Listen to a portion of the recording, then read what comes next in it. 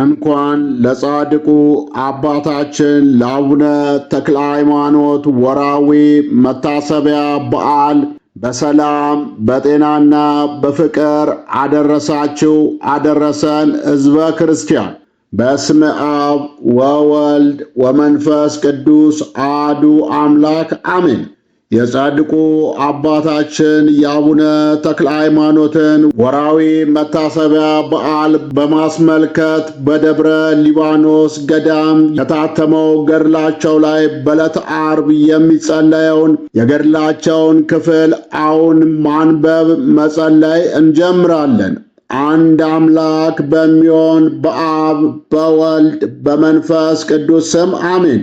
ክቡር አባታችን ተክለ ሃይማኖት በአባ በጸሎተ ሚካኤል ገዳም 10 ዓመት ከተቀመጠ በኋላ ተነስቶ ሄደ። አበምኔቱም ሊሸኘው ተነሳ፣ ልጆቹም ሁሉ ተከተሉት። አበምኔቱም ኃጢአቴና በደሌ የእግዚአብሔርን ሰው ሰዶታልና ወዮልኝ፣ ልጆችና ሽማግሎች ሁላችሁ በአማራ አገር ሁሉ ያላችሁ የበሽተኞቻችሁ ባለመድኃኒት የድካማችሁ የኃይላችሁ ብርታት ትቷችሁ ይሄዷልና አልቅሱ፣ ዋይ በሉ አለ። ይህንንና ይህን የመሰለውን ሁሉ በማለት የሚያቃጥል እንባን ከዓይኖቹ እያፈሰሰ አንገቱን አቅፎ ጮኸ። መነኮሳቱም ከእርሱ ጋር አለቀሱ። ብፁዕ አባታችን ተክለ ሃይማኖትም እናንተ የእግዚአብሔር አገልጋዮች ፈጣሪ ወደ ወደው ሥራ ጠራኝ እንጂ እኔ በፈቃዴ የምሄድ ይመስላችኋልን? እግዚአብሔር ከእናንተ ጋር ይሁን፣ እኔም ሁላችሁ ባርኩኝ አላቸው። እግዚአብሔር በረከቱን ያሳድርብህ ጎዳናንም ያቅናል። ብፁዕ አባታችን ሆይ ነገር ግን የምንድንበትን ነገር ምከረን አሉት። ለክቡራን አባቶቼ የምትድኑበትን ነገር የምመክር ኃጢአተኛ ጎስቋላ እኔ ምንድነኝ አለ። ነገር ግን ትዕግስትን፣ ትሕትናን፣ እግዚአብሔርን መፍራት ገንዘብ አድርጉ። እነዚህን 3 ነገሮች ሰውን ወደ ዘላለም ሕይወት ያደርሱታልና እየጎተቱ ወደ ደይን ጥልቅነት የሚወርዱ 3 የጥፋት ገመዶች እርሳቸውም ቅናት፣ ትዕቢትና ትምክህት እንዳያጠምዷችሁ ደግሞ ተጠበቁ ብዬ እነግራችኋለሁ። ይህንንና ይህንን የመሰለውን ነገር ከመጻሕፍት ምስክር አምጥቶ የሚድኑበትን ነገር መከራቸው። አንዱ እንባውን እያፈሰሰ ታላላቆቹም ታናናሾቹም በፍቅር ሸኙት። ብፁዕ አባታችንም በእርሱ ላይ የፍቅራቸውን መቃጠል ባየ ጊዜ ከእነርሱ ጋር አለቀሰ። በመንፈሳዊ ሰላምታ እጅ ነሳቸውና ሄደ። እነርሱም ወደ አገራቸው ተመለሱ። የመላእክት አለቃ ቅዱስ ሚካኤልም እየመራው ሲሄድ አምደ ብርሃን በፊቱ ይሄድ ነበር። የጻድቃንም መንገዳቸው ብርሃን ነው፣ እንደሚያበራ ብርሃን ይሄዳል፣ ሌቱም እስከሚቀናበት ቀን ድረስ ይበራል የሚል ተጽፏልና። ወደ ታዘዘበትም ቦታ እስከ ደረሰ ድረስ በዚህ አኳን ሄደ። ከባሕሩም ወደብ በደረሰ ጊዜ የሚሻገርበት መርከብ አላገኘም ነበርና ብዙ ጊዜ ጸለየ። የመላእክት አለቃ ቅዱስ ሚካኤልም ባሕሩን እየረገጠ በመታየት ተከተለኝ አለው። ብፁዕ አባታችንም ወደ ውሃው ገብቶ ተከተለው። ሁለቱም በባሕሩ መካከል አለፉ። ተሻግረውም አብረው ወደ ቤተ ክርስቲያን ገቡ። መልአኩም ከዚያ ተወውና ወደ አበምኔቱ ገባ። እርሱም ኢየሱስ ሞዓ ነበር። እነሆ የእግዚአብሔር ሰው በቤተ ክርስቲያኑ ደጅ ቆሟልና ወደ አንተ አስገባው አለው። ደግ ሰው ነውና አክብረ ተቀበለው፣ ልብሰ ምንኩስናውንም ሰጥተ ከዚህ አኑረው አለው። ይህን ካለው በኋላ መልአኩ አረገ። ብፁዕ አባታችንም ተላላኪውን ላበምኔቱ ንገርልኝ እያለ ይለምነው ነበር። ተላላኪውም ለአበምኔቱ ሄዶ ነገረው። እነሆ ደም ግባቱ ያማረ እንግዳ ሰው ከቤተ ክርስቲያኑ ደጅ ቆሟል፣ ግን ባሩን አሻግሮ ያስገባውን አላውቅም አለው። አበምኔቱም አመጣጡ ከእግዚአብሔር ዘንድ ነውና ሂድ ጥራው አለው። ተላላኪውም ጠርቶ ወደ አበምኔቱ አስገባው። አባ ኢየሱስ ሞዓም ባየው ጊዜ ከፊቱ ብርሃንና ካደረበት ጸጋ የተነሳ አደነቀ። ከመንበሩ ተነስቶ በመንፈሳዊ ሰላምታ እጅ ነሳው። የእግዚአብሔር ሰው ሆይ ወደ እኔ መምጣት መልካም ነው ብሎ ደህና ቤት ሰጠው። በበነጋውም በምን ነገር መጣ ብሎ ጠየቀው። ብፁዕ አባታችንም የብሕትውና ወገን የምትሆን የምንኩስና ልብስን ታለብሰኝ ዘንድ በእግዚአብሔር ትእዛዝ ወደ አንተ መጥቻለሁ አለው። አባ ኢየሱስ ሞዓም ወደ እኔ መምጣት ከእግዚአብሔር ዘንድ እንደሆነ አወቅሁ። የምንኩስናውንም ልብስ እንዳለብስ ከእግዚአብሔር መልአክ ዘንድ ታዝዣለሁ። ነገር ግን ጥቂት ቆይ አለው። ከእርሱም ጋር ጥቂት ቀን ቆየ። የመላእክት ምሳሌ የሚሆን የምንኩስና ልብስ አለበሰው። በትጋትና በድካም ከዚያው ኖሮ አክፍሎቱንም በየሳምንቱ ያከፍል ነበር። ከእሁድና ከቅዳሜ በቀር ምን አይቀምስም። እሁድና ቅዳሜ ግን የአጃ ቂጣ ወይም የዱር ቅጠል ይመገብ ነበር። የዳዊትንም መዝሙር በሌሊትና በመዓልት ተግቶ ይደግምና ይጸልይ ነበር። 31,050 ይሰግድ ነበር። ወዙም እንደ ውሃ ፈሶ የቆመበትን ምድር እስኪያርሰው ምድሩም እንደ ጉድጓድ እስኪጎደጉድ ድረስ 70 ሺህ የሚሰግድበት ጊዜ አለ። እንዲሁም ዕለት ዕለት ድካምና ትጋትን እየጨመረ ብዙ ዘመን ኖረ። ሊያገለግለኝ የሚወድ ሰውነቱን ይጣል፣ ጨክኖም የሞትኩበትን መስቀል ተሸክሞ ይከተለኝ። ነፍሱንም ሊያድናት የሚወድ ይጣላት፣ የጣላትንም ነፍሱን ስለ እኔ ያገኛታል። እኔንም የሚከተለኝ ቢኖር እኔ ካለሁበት ከዚያ ይኖራል። እርፍ ይዞ የኋሊት የሚያርስ የለም። መንግሥተ ሰማያት የተዘጋጀች ናት ያለውን ስሙ ይክበርና ጌታችን የተናገረውን ቃል ለነፍሱ ያሳስባት ነበር። ይህንን ሥራ በመከተል ሰውነቱን ሲያደክማት ከእግዚአብሔር የታዘዘ የመላእክት አለቃ ቅዱስ ሚካኤል መጥቶ ድንገት ነጥቆ ወስዶ ከፀሐይ ይልቅ ወደምታበራ አገር አደረሰው። ይህችውም እንደ ሰቀላ የተሰራች ናት። ቁመቷም ወርዷም እጅግ ሰፊ ነው። የአገሩም ሰዎች ሁሉ በውስጧ ቢሰበሰቡ ውስጧን ሊሞሏት አይቻልም። ብዙ ምሰሶች አሉባት። በመልክም እርስ በርሳቸው አይመሳሰሉም። ዥንጉርጉር የሚመስል አለ፣ ፍም የሚመስል አለ፣ በረድ የሚመስል አለ፣ የፀሐይ ብርሃንም የሚመስል አለ። የሁሉም ጸዳላቸው ለዓይን ይንቦገቦጋል፣ አይቶም ለመረዳት ያስቸግራል። በአንዱ ምሰሶ ፊት ለቆመው ሁለተኛው ምሰሶ በውስጡ ይታዩዋል። የፊቱ ምሰሶ ውፍረት አይሰውረውም። የምድሩም መልክ እንደ ብርና እንደ ጠራ ዕንቁ፣ ልብዝነቱም እንደ ቅቤ ነው። ጠፈሩም እንደሚገለባበት የፀሐይ እግር ያንጸባርቃል።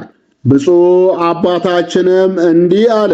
ይህ ሰቀላ መጠኑ እንደ ሰፊ አገር ያለ ነው እንጂ እንደ ሰቀላ አይደለም።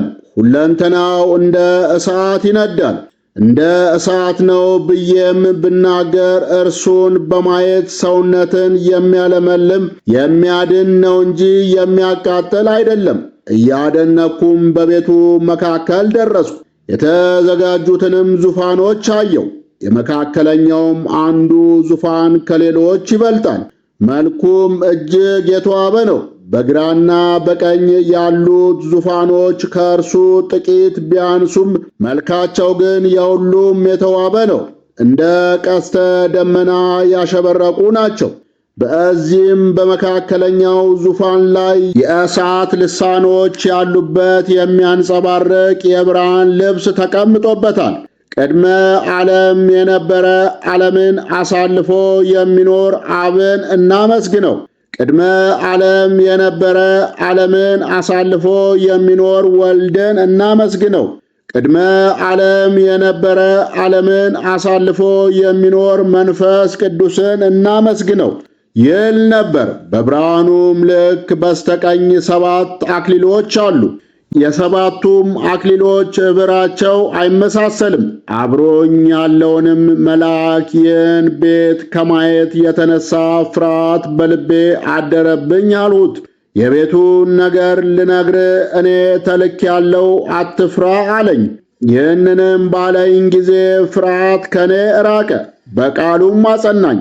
ቀድሞ ያልሰማሁት የዚህ ቤት ትልቅነቱ ምን ያህል ነው? በውስጡ ያለው የተቀመጠውስ ማን ነው አልኩት። አስቀድሞ የማሳየን እይ፣ ኋላ የቤቱን ጌታ እነግርሃለሁ አለኝ። በዚያም ዙፋን ፊት ለፊት የተተከለውን የብርሃን ዓምድ አየሁ።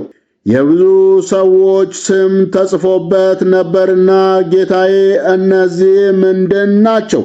የአዕማዱስ ቁጥራቸው ምን ያህል ነው? የዙፋኖችስ ሥራቸው ምንድነው አልኩት። ይህ ቤት ያንተ ነው፣ ከሌሎችም ይልቅ እጅግ የከበረው የመካከለኛው ዙፋን ልዩም ልብስ በላዩም የተቀመጡት አክሊሎች ያንተ ናቸው። በግራ በቀኝ ያሉ ዙፋኖች ግን ትእዛዝን በመጠበቅ በወንበር ለሚቀመጡ ከአንተ በኋላ ለሚነሱት ልጆች ነው። በዙፋኖች በስተቀኝ ያሉት አዕማድ ቁጥራቸው 450,000፣ በግራም ያሉት የመላእክት ፈጣሪ እንደሰራቸው 450,000 ናቸው። የብዙ ሰዎች ስም በአምዱ ተቀርጾ የሚታየው ይህ ዓለም እስኪያልፍ ድረስ ከመንፈስ ቅዱስ ለአንተ የሚወለዱ ልጆች ናቸው። ለእነዚህም አንተ አባት ትሆናቸዋለህ። ይህች ታላቅ ጸጋ ክብር ትሰጠኝ ዘንድ እኔ ምንድነኝ አልኩት። እግዚአብሔር ለወደደው ባለሟልነትንና ክብርን ይሰጣልና ነው አለኝ።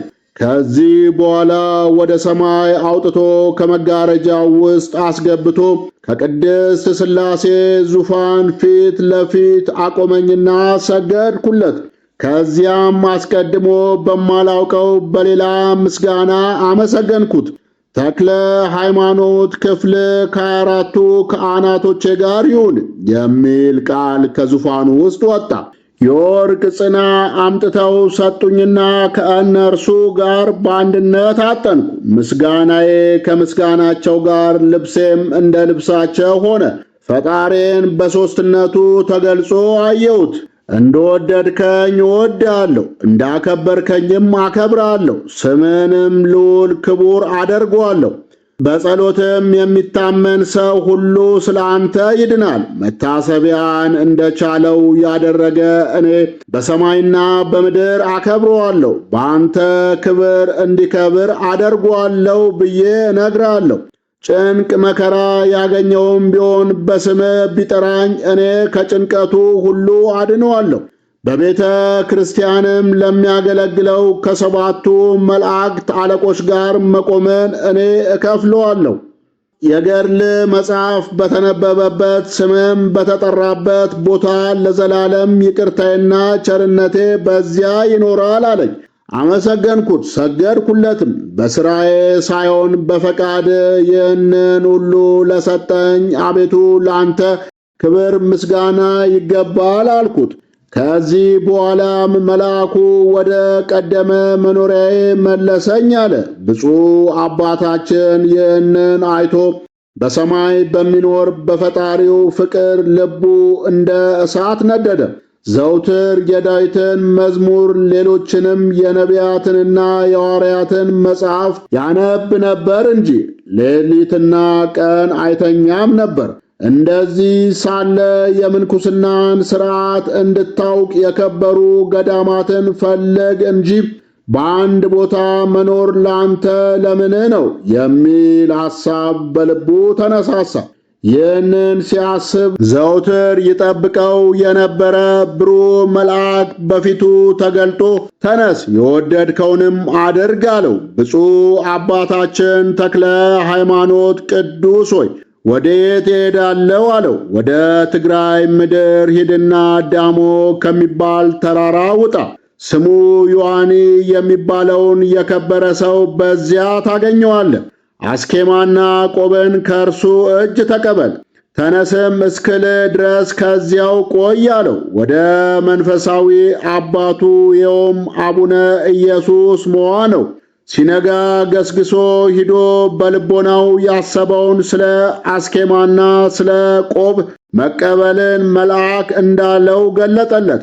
አባ ኢየሱስ ሞዓ አስኬማና ቆብን ገና አልተቀበለም ነበርና አባ ኢየሱስ ሞዓ የብፁዕ አባታችንን ቃል ሰምቶ እኔ እንደ ከበረ አባት ሳይ ነበርኩ እንጂ እንደ ልጅ አላይም፣ ለማን ትተወኛለህ እያለ ብዙውን አለቀሰ።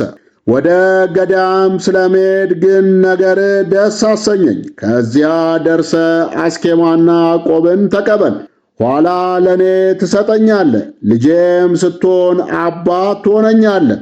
ነገር ግን ባሕሩን የሚያሻግር የለምና የዛሬን ታገስ አለው። ብፁዕ አባታችንም ከእግዚአብሔር የሚበልጥ ሰው የለም፣ እግዚአብሔር ከኔ ጋር ከሆነ ባሕርም ሌላም ነገር ቢሆን መንገድ ሊከለክለኝ የሚችል የለም። ይህንንም ተናግሮ አይሆንም ብሎ ሄደ።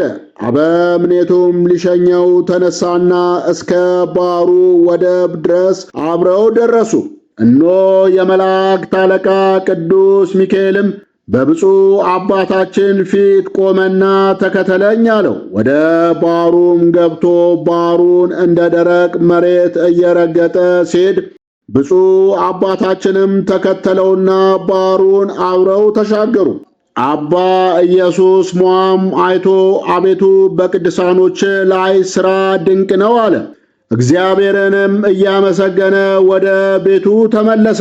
የጻድቁ አባታችን የአቡነ ተክለ ሃይማኖት ገድልና ታምራት በዚህ አያበቃም፣ እጅግ ጥልቅና ሰፊ ነው። እኛ ግን ለዛሬ ከሰፊ ባሕር ውስጥ ጥቂቱን አቅርበንላችኋል። የጻድቁ አባታችን የአቡነ ተክለ ሃይማኖት ረድኤት በረከታቸው ይደርብን፣ በጸሎታቸው ይማረን። አነሳስቶ ላስጀመረን አስጀምሮ ላስፈጸመን ለልዑል እግዚአብሔር ክብር ምስጋና ይሁን። ወስብሐት ለእግዚአብሔር ወለ ወላዲቱ ድንግል ወለ መስቀሉ ክቡር። ይቆየን።